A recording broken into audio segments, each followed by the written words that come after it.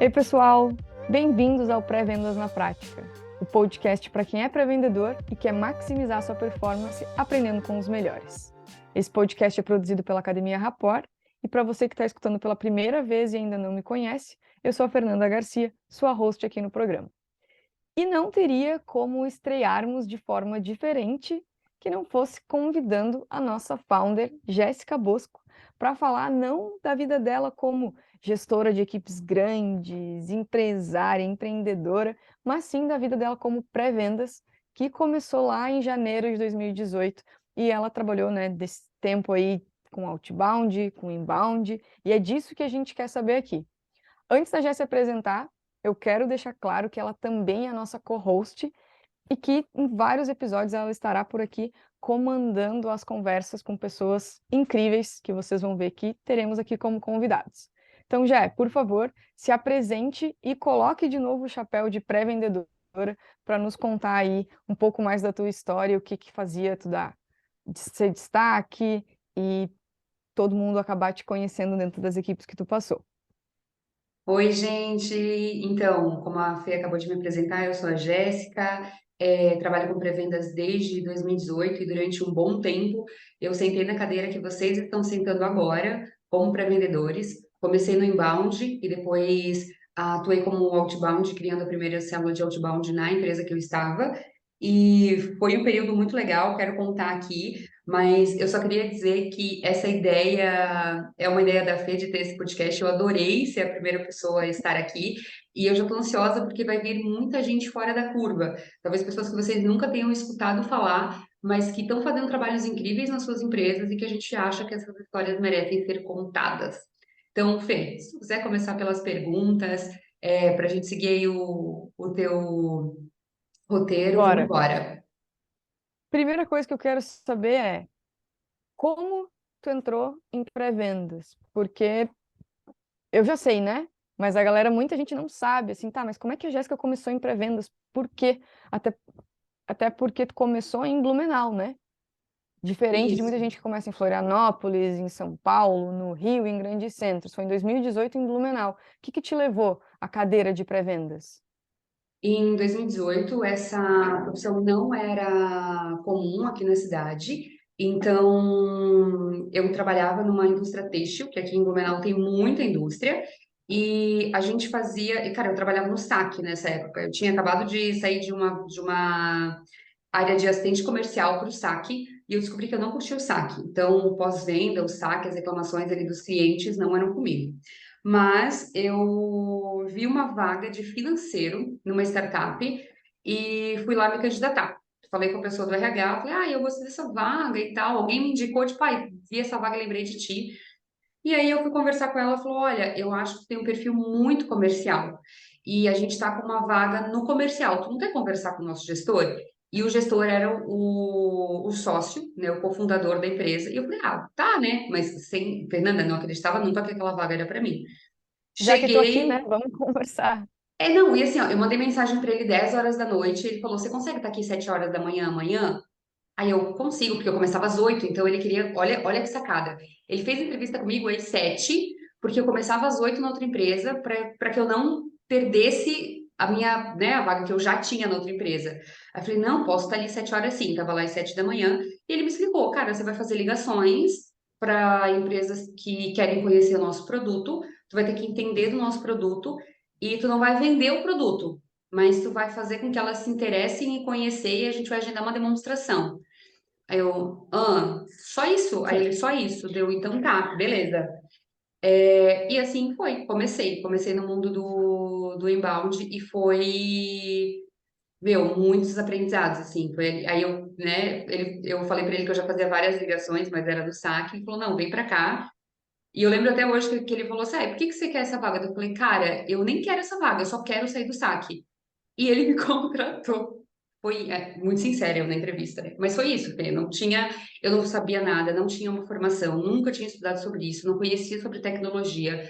E era uma época, 2018, era uma época que as empresas contratavam, principalmente as startups, muita gente sem experiência. para treinar Sim. durante o percurso ali, durante a jornada. Hoje em dia, as startups estão bem mais exigentes, porque esse mercado abriu muito, então já não dá mais para fazer exatamente o que a gente fez lá. Mas eu lembro até Uhum. hoje que, cara, se tivesse uma escola tipo a nossa naquela época, nossa, teria entrado muita gente nesse mercado, sabe? Teria feito assim um estrago, mas não tinha, né? Era tudo prendendo na unha mesmo. Sim. Os gestores na época não sabiam muito bem o que era pré-vendas. As pessoas, né, não tinha, como tu falou agora, não tinha muitos profissionais qualificados para serem pré-vendedores, era tudo muito novidade. Até quando imagina, eu entrei em 2015 num estágio, a receita previsível era em inglês. E as pessoas, tipo, eu estava em Florianópolis, né, falando do meu contexto um pouco, e eu tinha que ler o livro e ajudar ao mesmo tempo a minha gestão, mas a minha gestão tinha acabado de voltar do Vale do Silício, ela trabalhava com marketing lá, então conseguiu trazer um pouco para cá. Mas mesmo assim era muita novidade. E é bem isso que tu falou, já as pessoas, eu não tinha noção, né? Ah, mas pré-vendas, tá, parece um escopo legal, conversar com as pessoas, conhecer o mercado, eu não vou vender, eu vou passar para alguém. Parecia simples, né, já. Isso foi uma das coisas que mais me chamou a atenção, porque eu não acreditava que eu tinha perfil de vendedora. Então eu pensei, cara, mas eu não preciso Sim. vender. Mas ao mesmo tempo, o pré-vendedor e essa porta que a gente chama de porta de entrada, cartão de visita da empresa, ele tem que ter um perfil muito de persuasão e convicção. Ele talvez nem saiba disso, e talvez você que está ouvindo a gente não pense nisso. Você pensa, ai, mas eu nem vendo. Mas, cara, se você não levar essa pessoa para demonstração, ninguém vai vender para ela. Então, e nessa empresa, olha o pensamento, né? O meu gestor na época tinha um pensamento de: eu vou colocar essa pessoa, em 3 meses ela vai se desenvolver em pré-vendas, eu jogo ela para vendas. Ele tinha esquematizado um plano de carreira perfeito em que eu ficava 3 meses em pré-vendas. Chegou no final dos Nossa. 3 meses e ele sentou comigo para fazer um one-on-one e ele falou: Gé, não sei se tu quer ir para vendas. Eu olhei e falei: não, eu posso continuar mais um pouco nessa cadeira? Porque eu acho que eu ainda tenho muita coisa para aprender aqui. Aí ele: não, show de bola, pode continuar assim. E ele foi lá e contratou um vendedor do mercado, porque ele precisaria de mais gente para vendas, né? Naquela época, eu lembro que eles tinham recebido um aporte e eles estavam buscando o segundo. Então, nesse período que eu entrei, deu os 3 meses, a gente recebeu o segundo. E aí, vocês sabem a loucura que é, né? É escalar rapidamente, é trazer vários pré-vendedores, vendedores, escalar o marketing e fazer o negócio realmente bombar. Então, a gente precisava de mais vendedores, mas eu não tava nem preparada e eu também não queria aquela cadeira, não naquele momento. Sim. Boa. É ótimo tu falar sobre isso, porque tem pessoas que entram em vendas já pensando que não, eu tenho que ir para. Entram em pré-vendas e pensam, ah, não, eu tenho que ir para vendas. Não, não necessariamente. Tu consegues ter uma carreira em pré-vendas. Mas, vale aqui fazer um asterisco, nem todas as empresas estão preparadas para ter uma carreira em pré-vendas. Então, assim, se tu já é pré-vendedor e queres continuar uma carreira em pré-vendas, saiba que sim, existem empresas que valorizam muito o pré-vendedor e que tu pode ser ali um especialista e que tu vai ter um bom salário, que tu vai continuar te desenvolvendo, porque eles entendem de fato que a profissão de pré-vendedor é ser especialista em prospecção, em qualificação, ajudando com que o time de vendas seja mais eficiente na parte de negociação, fechamento e as skills que vendas têm. E Jé, o que que tu sentia assim que te diferenciava perante a equipe? Porque tu entrou totalmente crua do mercado de vendas, falou que trabalhava com saque, então uma linha totalmente diferente assim, e entrou como pré-vendas. Ia ficar 3 meses, a empresa estava buscando um fundo, estava buscando crescer, e tu estavas ali te desenvolvendo, teu gestor te falou, olha, não vamos para vendas porque tá dando certo aqui. O que que era esse segredo, assim, o que que te diferenciava que fez ele querer te manter ali e não te colocar como vendedora? Boa. Nessa época, lembrando, né, eu entrei em 2018, não sabia nada, eu comecei a estudar sobre o assunto. Na época a gente tinha poucos materiais, o que a gente tinha era material da Exact, alguma coisa da Rive ali que falava, e da RD, e o resto, assim, meu, muito pouca coisa. E eu comecei a estudar tudo que eu podia, e eu descobri que aquilo poderia ser uma carreira. E eu saí, gente, de uma empresa têxtil muito grande aqui em Blumenau, uma das maiores, Eu lembro que eu tinha vários benefícios, não era assim o melhor cargo do mundo, mas eu tinha muita coisa. Era uma empresa totalmente estável, eu poderia me aposentar lá se eu quisesse. E quando eu falei para os meus pais que eu estava indo para uma startup, a minha mãe falou: Tu é louca? Não tinha nem plano de saúde na startup, não tinha nada. Tinha um vale transporte, olha lá. Eu falei, mãe, mas eu acho que é uma oportunidade que eu não vou ver de novo, porque é tecnologia. Acho que tem alguma coisa aí para mim que, tipo, o futuro é isso.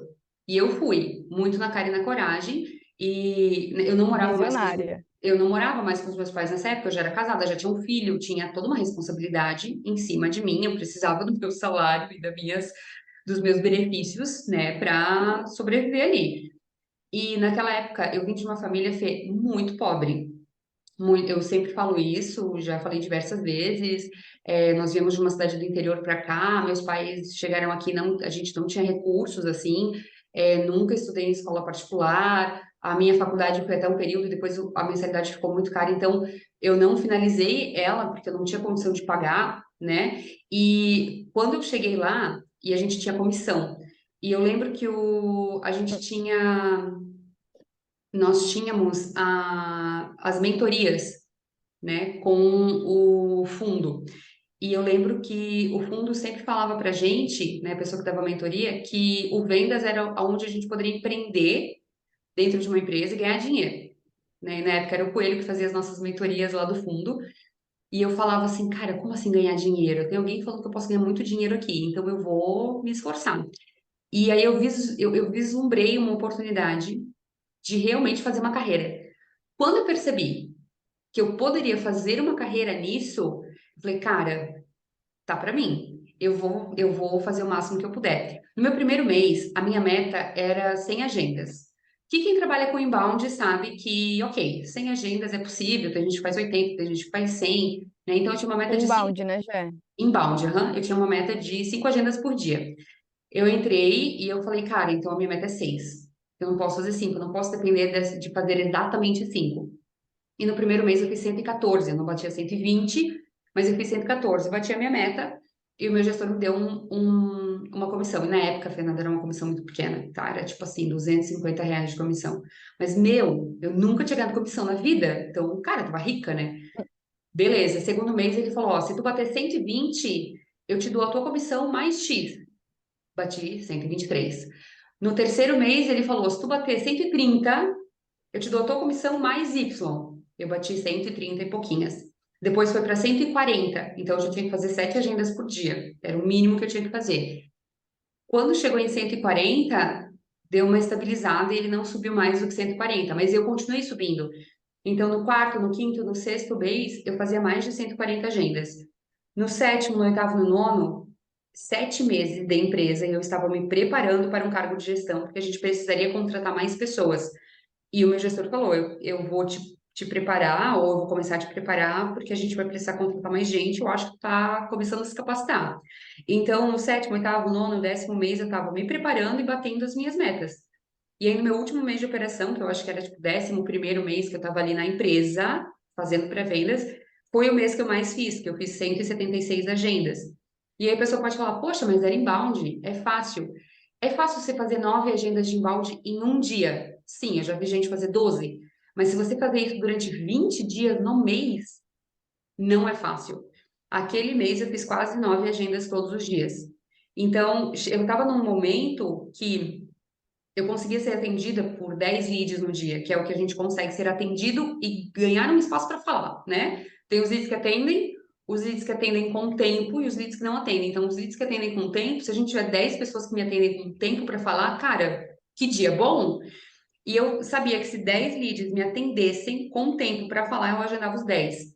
Por quê? Porque eu já tinha entendido do produto e eu não fazia, Fê, uma coisa que eu vejo muitas pessoas que fazem inbound hoje fazerem, que é, ele tem um problema, eu já vou vender minha solução.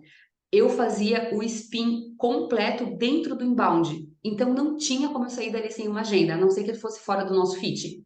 Não tinha como. Porque se ele tinha uma dor, eu ia espremer aquela dor até o final e a gente ia sair dali com essa agenda. Ele me dava uma objeção, a gente tratava essa objeção. Então, era isso. E foi essa minha vontade de chegar mais longe, e por ter passado por situações de muita pobreza, enfim, Eu pensava, cara, eu não posso desistir. Eu não tinha a opção de, se não der certo, eu faço outra coisa da vida. Que outra coisa, Fernanda? Não tinha. Então eu tinha que dar certo, sabe? Tipo, não tinha Sim. como. Aí fui gestora durante um tempo e depois veio a oportunidade de criar o time de outbound. E eu nunca tinha feito outbound, né? Se eu já não tinha feito inbound, imagina o out. E nós criamos a equipe de outbound, contratei pessoas, começamos a estratégia e foi ali que eu me apaixonei pelo outbound, que, se me perguntam hoje, é é o que eu mais gosto, né? Você prefere o in ou out? Eu prefiro trabalhar com o out. Mas a gente atende várias empresas que trabalham com in e adoro ajudar as pessoas também a saírem dessa coisa e desmitificar que o inbound é só atender quem vem responder dúvida. Não. O inbound também precisa de qualificação e ele também precisa de metodologia aplicada. Hoje enquanto estavas falando, eu me dei conta que é a primeira vez que eu te entrevisto, porque a gente sempre conversa sobre essas coisas, mas nunca com esse olhar de o que que as pessoas não sabem e vai ser interessante elas saberem. E tem tanta coisa interessante na tua história, assim, que é difícil escolher as coisas que eu vou falar. Quando tu falou ali, né, da tua família, que tu estavas numa empresa grande de Blumenau e foi difícil para teus pais entenderem, me veio muito na cabeça, te conhecendo, essa ideia de se provar. Quando tu colocas um projeto, não tem dentro de ti a possibilidade de não vai dar certo, né? É muito assim, não, eu vou fazer isso dar certo. E foi engraçado porque tu entrou numa empresa nova, num modelo totalmente novo, e quando tu entendeu que, pô, aqui eu posso ganhar mais e me provar junto e aprender coisas novas e ter uma carreira aqui, o teu mindset ele mudou, né? Foi um mindset de, beleza, existe essa possibilidade, então a partir do momento que ela existe, eu vou agarrar ela com com toda a força que eu tenho. E isso é muito importante, porque quando uma pessoa trabalha com inbound, né, que foi o teu início ali, às vezes dentro dessa linha de, não, eu tô batendo a minha meta, eu tô batendo 100%. 100%, tem um colega meu, americano, que ele falava assim, Fê, o 100% é o teu combinado com a empresa, é o que se espera de ti.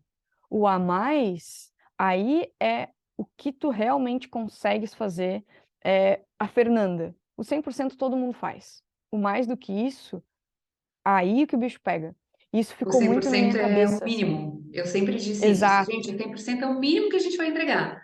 Agora, eu quero fazer mais, eu quero ser reconhecida, eu quero sentar numa cadeira que eu ainda não sento, eu quero que a empresa olhe para mim de Uhum. uma outra maneira. Ou, eu tinha uma chefe não, né? Uma líder que falava isso numa empresa que eu passei depois dessa minha experiência ali, que ela falava assim, gente, entrega o melhor. Vocês não estão entregando o melhor para mim nem para a empresa, vocês estão entregando para vocês. Se eu não reconhecer, a nossa empresa não reconhecer, o mercado vai te reconhecer e vai pagar por isso. Agora, não fica entregando uma coisa mediana porque você acha que, eu deveria ser mais reconhecido. Então, entrega o tanto que você acha que você deveria.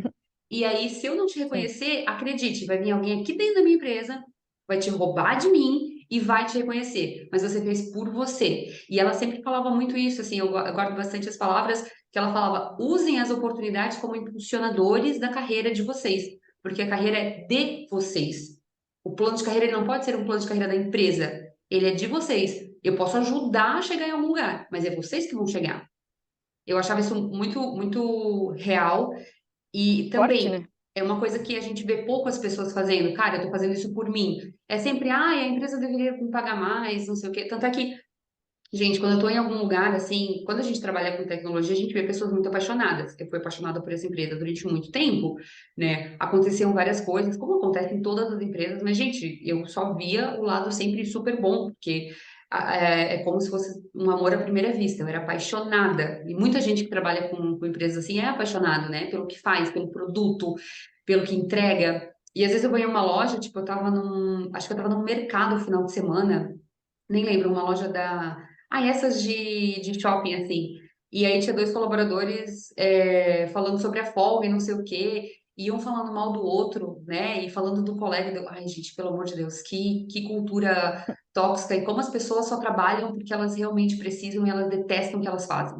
E como a gente vê isso normalizado, assim, detestar o que faz, detestar o seu trabalho, reclamar todos os dias, reclamar do chefe, falar, pelo amor de Deus, a minha folga é amanhã, reclamar até da segunda-feira, né? Como é normal. Pensei, cara, ainda bem que em algum momento da minha vida alguém me apresentou uma coisa que eu gostava de fazer e que eu podia fazer com vontade e eu entendi que ele tinha uma oportunidade de carreira. Ainda bem, porque senão a gente talvez nunca teria saído desse ciclo de é normal ficar reclamando, é normal não gostar do que a gente faz e é normal a gente estar aqui e achando que o patrão é sempre a pessoa ruim da história ou, né, enfim, a Sim. empresa é ruim. Então é isso, né, já achar alguma coisa que a gente realmente gosta. Então, se eu gosto de esportes, muito possivelmente vai ter alguma empresa de software que que tem uma célula de pré-vendas, e que eu vou conseguir me desenvolver lá e estudar e gostar do mercado que eu estou inserida, eu vou querer ir em eventos. Ah, não, eu gosto de, sei lá, inteligência artificial. Tem surgindo várias empresas novas com esse produto, resolvendo várias dores no mercado, que tu podes gostar de te inserir lá e querer te desenvolver cada vez mais. Então a gente tem essa sorte também, de certa forma, né, de estar dentro de um mercado que tem essas possibilidades. E já é quando tu falou, né, de entendimento de produto, então tu tinha entendimento de produto, tu fazia o spin completo dentro do inbound, muito possivelmente, né, não falava de necessidade, mas já dava algumas pinceladas ali, e eu gostei que tu falou, eu gostava de espremer a dor, então, vinha uma objeção, eu queria conversar sobre isso. E tu falou exatamente o que a gente tem visto recentemente sobre o velho inbound e o novo inbound. O que seria esse velho inbound? Tem os visitantes que se convertem em leads, os leads em oportunidades, a gente fica trabalhando ali nessa linha de leads, querendo, né, passar para oportunidades e depois fechar clientes. Mas quando a gente fala no novo, está cada vez mais pautado em educação, qualificação, confiança, e isso tudo junto nos ajuda na conversão. Então, eu tenho a responsabilidade, trabalhando em inbound, de educar aquela pessoa, de qualificar aquela pessoa, de mostrar para ela como funciona o mercado, que as dúvidas dela, eu sei, porque eu tô ali todos os dias. Então, quanto mais tu fazia as agendas ali nos dias, pô, mais de 100 agendas por mês, eram mais de 100 conversas que tu tinha. E isso tudo vai te dando cada vez mais bagagem para ter cada vez mais conversas inteligentes e conhecer ainda mais a dor do mercado, né? Então, muito essa linha de ir somando tudo que tu está aprendendo e passando para a próxima chamada. E eu concordo contigo quando tu falas que ainda existe muitas operações de inbound que tem essa linha de eu vou agendar, eu já vou agendar. Então nem qualifica, já agenda. Tem pessoas que falam, Fê, mas isso não é errado. Claro que não é errado. Tem empresas e empresas, operações e operações. Tem operações que as pessoas querem, né, que tu passe para o vendedor o mais rápido possível. E tem outras que esperam que tu qualifique. Então, tenha clareza de a minha operação quer que eu qualifique, eu preciso qualificar. A minha operação quer que eu agende, então eu vou agendar. Mas não esteja agendando, somente agendando, numa operação que espera que tu qualifique, porque isso atrapalha demais a conversão e o andamento depois na equipe de vendas. Isso é verdade. E já é, Desculpa, pode fala, falar. fala. Não, isso é verdade. E durante um bom tempo, assim, um bom tempo, que eu digo é uns 2, 3 primeiros meses, eu não tinha muito bem entendimento do que era a qualificação e a gente não tinha um SLA tão bem definido. É normal a gente pegar operações que não têm o SLA junto de vendas e pré-vendas bem definido. E aconteceu comigo lá no início, então eu passava muita coisa e lá na frente a gente descobria se essa coisa realmente fazia sentido ou não. Na minha cabeça ela estava fazendo sentido, mas talvez não fizesse tão sentido para a operação. E a gente foi definindo o SLA, foi filtrando mais as informações. Ao mesmo tempo que vai ficando mais difícil, porque você precisa filtrar mais informações e mandar mais qualificado, ele também passa a chegar mais quente, né, no time de vendas. E o nosso, tanto o time, né, de fechar ali, o tempo para fechamento, ele dá uma melhorada, mas a gente também consegue avaliar como é que está a qualidade do nosso trabalho. Então, é muito bom para o pré-vendedor olhar e falar, cara, de 100 oportunidades que eu passei, 85 realmente receberam uma proposta porque estavam dentro do que a gente oferece. Isso é muito bom. É uma média do mercado só, deixando claro, 70% do que a gente manda realmente virar um lead qualificado pelo vendas, um lead aceito pelo vendas. Mas é muito disso. E eu até lembrei de uma outra coisa que a gente estava falando ali sobre o que que a gente fez para se destacar, né? E dentro do inbound, que a gente tem visto as pessoas só respondendo, que era muito isso. Como eu não, Fernanda, no meu primeiro mês, ou segundo, eu não lembro, eu lembro que o nosso CEO sentava para fazer um papo assim de manhã, tipo, 2 vezes por semana ele sentava com a gente para bater um papo. E eu lembro que ele me perguntava, era uma empresa de chamados, tá? De helpdesk. Ah, por que que a pessoa tem que abrir um ticket? E com 2 meses de empresa eu ainda não sabia o que era um ticket. Ou por que que a pessoa tem que abrir um ticket, cara? Pelo amor de Deus, isso não tá fazendo sentido para mim. Eu fui descobrir, tá, uns 2 meses e meio depois. E eu já tinha agendado 100 pessoas antes. Ou seja, é possível, mesmo que você não saiba nada, você agendar também. Porque eu tinha um script de coisas que eu podia responder, que a gente fazia ou não. Então, eu já tinha agendado, eu tinha uma persuasão de levar a pessoa para reunião, mas foi preciso a gente melhorar o SLA, porque tinha coisas que eu ainda não sabia, como, por exemplo, eu não entendia por que que a pessoa tinha que usar o nosso produto. E essa é uma pergunta que depois, quando eu virei líder em outras operações, com 2 semanas de onboarding, eu perguntava, gente, preciso saber seriamente de vocês. Por que que uma empresa vai contratar a nossa solução ou o nosso produto? E eu fazia com que as pessoas entendessem isso desde o início.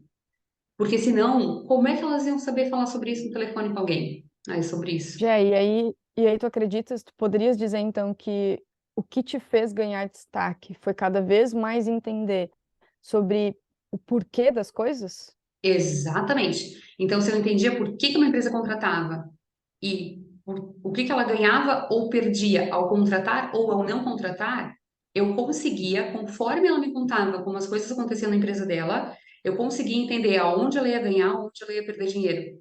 E nem digo dinheiro assim, né, vender mais ou vender menos, porque a gente está falando de atendimento, mas aonde estava o dinheiro na mesa que ela tinha, né? Onde é que estava o gargalo dela? E ali, e eu não chegava, as pessoas fazem isso, né? Ah, descobri que o teu ponto fraco é esse, eu já vou te dizer. Não. E aí é que a gente usa o spin. A pessoa do outro lado da linha tem que descobrir qual é junto contigo. É como se a gente estivesse fazendo um coach com o lead, né? Porque eu tô ali falando, ah, então é assim mesmo? Você acredita que é assim? A pessoa vai falando e você vai fazendo, e eu, caraca, era isso mesmo. E a pessoa chegava no final dando, né, que é o que o Spin fala, ele tem que trazer qual é a solução ideal, ou seja, contratar a nossa solução que seria a solução ideal. Mas era muito louco isso, Fê. Porque no início eu não fazia ideia do que eu estava fazendo e depois eu descobri que, sim, se eu souber o porquê antes, eu vou conseguir conduzir para onde eu quero. Sim, isso tem total relação com ser curiosa. Então a gente sempre fala, né? Nós aqui na Academia Rapport e também o mercado fala sobre a curiosidade. Então, ser curiosa, querer entender. Cara, mas por que que vocês fazem assim hoje? Poxa, não ficou claro. Me explica um pouco mais. É ter essa curiosidade genuína de querer entender e também ter conhecimento de mercado para poder trazer insight para as pessoas, porque isso torna uma conversa agradável. Isso faz com que a pessoa queira seguir conversando com a empresa de vocês e também com que ela não dê no show, né? Com que ela não apareça. Eu quero que a pessoa, pô, se interesse a ponto de, não, eu quero saber mais, porque a conversa que eu tive com o pré-vendedor aqui, com essa primeira pessoa, já foi uma aula. Então, eu acho que essa é a graça do trabalho, sabe? É fazer a pessoa que, pô, eu quero saber como é que funciona o produto de vocês. Ela chega por isso, mas ela já sai entendendo, caramba, tem coisas aqui que eu não estava atenta e que a gente pode melhorar e fazer, e ter mais resultados, né? E já com o que tu tens visto do mercado hoje? A gente, né, dentro da Academia Rapport, a gente também faz pré-vendas, a gente, além de estudar e dar treinamentos, a gente fazer enablement com as empresas, escutar muita call, a gente também está ali mandando e-mail, fazendo ligação, fazendo chamadas. O que que tu tens visto no mercado que as pessoas não deveriam estar fazendo? Já Cara, parou para essa, pensar sobre isso? Algo que tu vê e tu pensa, meu Deus, cara, para de fazer isso, por favor, a gente está em 2023. Algumas coisas, assim. A primeira é entrar em contato sem minimamente ter pesquisado sobre a empresa e fazer perguntas muito ridículas. E eu já recebi prospecção assim, que a pessoa me faz uma pergunta que, cara, tá no meu LinkedIn, é tipo a minha capa. Nossa, é um livro Ou, aberto, é a tua vida ali. exato. já fui convidada, pior ainda, Fernanda, já fui convidada para podcasts em que eu cheguei e a pessoa, antes do nosso podcast, me fez uma pergunta que claramente ela não tinha estudado, assim, ela claramente não tinha, sabe, feito a mínima lição de casa. Então, um ponto é não fazer a lição de casa básica, que é a pesquisa, mas entender as suposições, que é o que a gente fala, né, cara, o que que vai me fazer entrar em contato com essa empresa ou o que que será que está acontecendo? Porque a gente pressupõe muita coisa. Então, eu preciso validar na call ou por onde eu estiver conversando com essa pessoa se isso realmente é verdade. Se eu só pergunto por perguntar, sem essa pressuposição por trás, vai parecer que eu sou burro, porque estava no site do cara, né? Ele vai falar, cara, você não olhou nem meu site? Tava lá. Ah, e muitas vezes essa falta de estudo assim da galera que acha que, cara, eu já sei fazer uma ligação, então eu vou super me dar bem, não quero estudar mais nada, não quero ler mais nada. Eu vejo muito ainda a galera, a gente acha, né, que o mercado está muito grande e que a galera tem estudado muito, mas eu vejo ainda uma galera que não se mexe para nada e tá ali só usando pré-vendas, não tem problema nenhum de usar o pré-vendas como uma ponte para outras profissões, zero problema nisso. O mercado está precisando de muita gente, então, cara, se joga, mas tá ali só por tá, realmente não quer, não faz questão nenhuma, sabe? Não gosta nem do que faz, não gosta de ligar. Ah, isso é um outro erro, né? E detesta ligar, detesta falar com pessoas por telefone, aí vai para onde? Para uma profissão que você tem que ligar todo dia. Cara, não faz, né, gente? Se você já se conhece, já sabe que você não gosta disso, para que fazer isso com você mesmo? Então, Sim. na prospecção em si, essa coisa de falta de personalização, falta de curiosidade e falta de pesquisa do lead antes de falar com ele. Boa, Jé. Ótimos pontos. A gente sempre comenta sobre isso nas nossas conversas, que, bom, nós estamos no mercado de pré-vendas, né, pessoal, há muito tempo, e nós entendemos como uma carreira. E nós temos amigos, conhecidos, referências que têm carreira em pré-venda.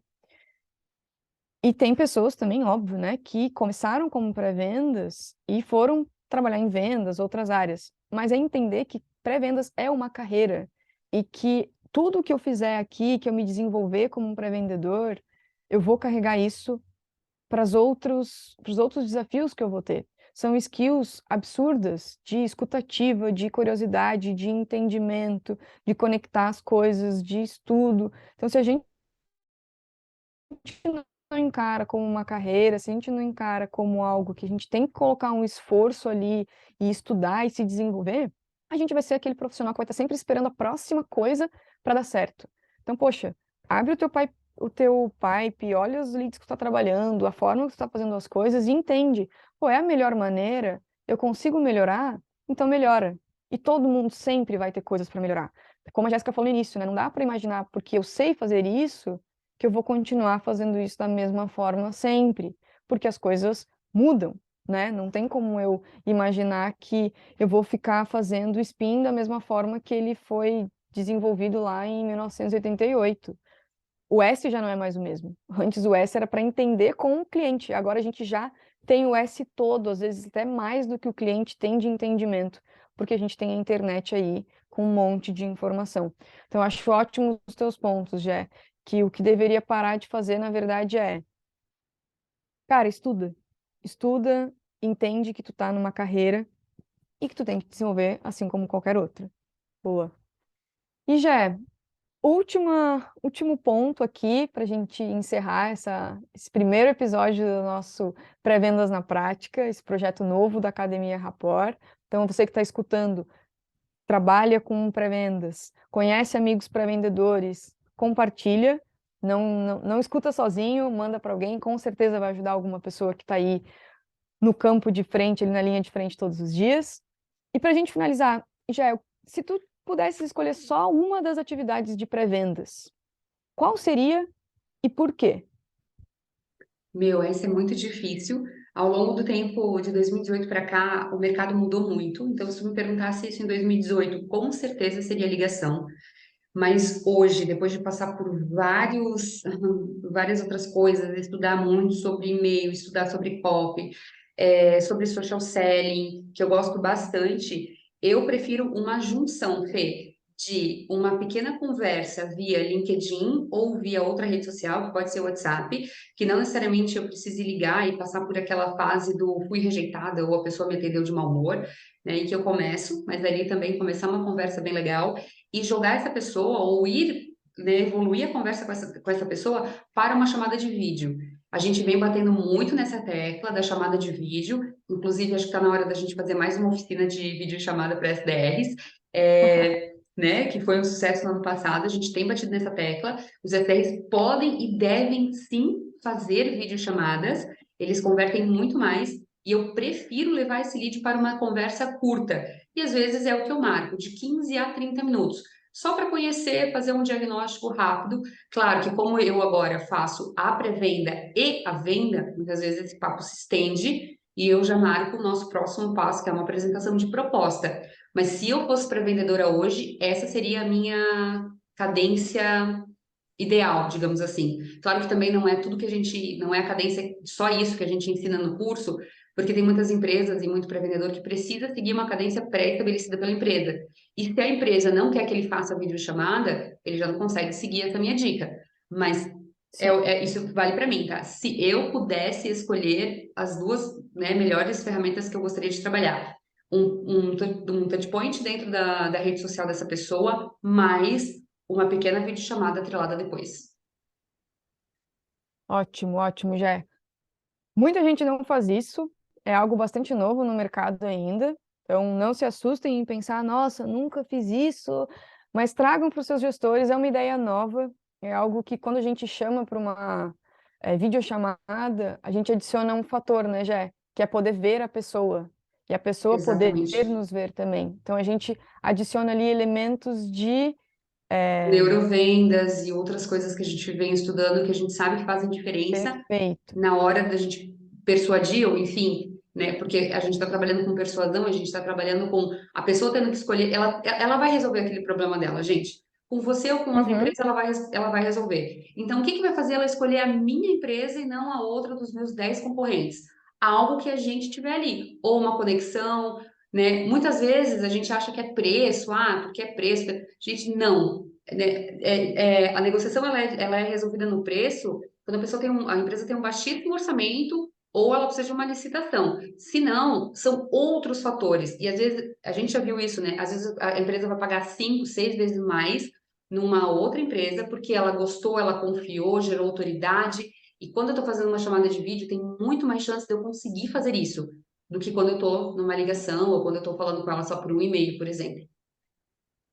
Perfeito, já. Inclusive, tem um livro sobre isso, que é um livro do Jay Blount, que ele fala sobre as conferências online, sobre esse processo digital, e ele traz muito esses pontos, né? A gente conversa muito também sobre as leituras dele, que é exatamente o que a Jéssica falou, adiciona confiança, tu te destaca perante os outros, e quem trabalha com inbound tem total condição de testar, diferente, um pouquinho diferente do outbound, que dá para fazer também, mas, né, como a gente focou aqui no inbound, principalmente, é uma dica super válida para a gente finalizar esse primeiro episódio. Pessoal, muito obrigada por ter nos acompanhado até aqui. Jé, muitíssimo obrigada por, né, ser a nossa co-host aqui, mas também ser a pessoa que está iniciando essa série de episódios e de conversas incríveis que nós teremos. E se tu tiveres alguma última dica, já algum outro ponto que tu queiras trazer para a gente encerrar com chave de ouro, fique à vontade. Se não, muitíssimo obrigada por compartilhar com a gente todo o teu conteúdo. Fê, eu que agradeço, estou adorando esse projeto. Eu acho que vem muita gente incrível por aí ainda, conforme eu falei lá no início. A minha única dica é, cara, leva isso a sério. Quer realmente fazer carreira, quer chegar longe, leva a sério. Leva como uma carreira, né? Um médico, ele não brinca, claro que eu estou comparando com médico, mas eu já vi vendedores de software, gestores de pré-venda, chegando muito longe, ganhando salário de médicos, sem ter feito faculdade de medicina e passando anos numa residência. O que eu quero dizer é, faz um comprometimento conforme você faria um comprometimento numa outra área muito disputada ou numa outra coisa de vida que você tivesse escolhido, né? Não seja leviano com a sua carreira, mesmo que você esteja nessa cadeira que você está hoje, você olha e fala, ai, gente, é tudo muito lindo no papel, não é assim na vida real. A gente sabe, nós passamos por isso que você está passando agora, exatamente como você está passando. Então, né, em empresas que estavam começando, sem saber, sem ganhar rios de dinheiro, gente, nossos primeiros salários não eram nem um pouco glamurosos. Esse dia a Fernanda postou a carteira de trabalho dela na Nossa. nossa comunidade. Quase que eu falei, tá precisando de dinheiro, amiga? Que, né, era o primeiro salário dela de estagiária. A gente sabe, não é fácil, mas nós duas encaramos isso como uma carreira e a gente sabe onde você pode chegar também. Essa é a minha única dica, é leva a sério e faz com vontade, porque vocês não sabem aonde vocês podem chegar. Ótimo. Obrigada, Gé.